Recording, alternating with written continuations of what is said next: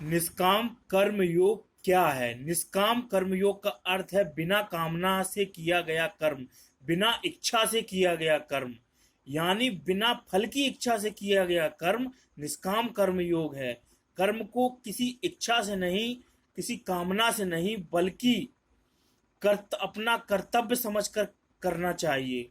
और ऐसा कर्म जब अपन कर्तव्य समझकर करते हैं तो वह कर्म निष्काम कर्म योग बन जाता है। और उस कर्म का जो फल अच्छा बुरा, जय पराजय, पाप पुण्य, नेगेटिव पॉजिटिव जो भी आता है उसे अपन शांति और संतुष्टि से समान भाव से स्वीकार करते हैं तो हमारा जीवन बदल जाता है। और इस बदले हुए मन के विचार को और बदले हुए मन के रवैये को निष्काम कर्मयोग कहते हैं। निष्काम कर्मयोग में अपने कर्तव्य को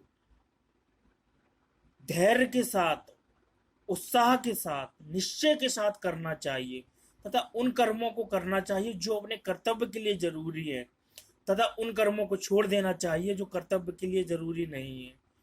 उन लोगों का आचरण का अनुसरण करना चाहिए जो अपने कर्तव्य के लिए जरूरी है, उन लोगों के आचरणों का अनुसरण नहीं करना चाहिए जो कर्तव्य के लिए जरूरी नहीं है। अगर इस बात का ध्यान रखा जाए तो आप अपने आप को निष्काम कर्म योग के पथ पर बहुत उच्चतम शिखर पर पाओगे। वंदे मातरम।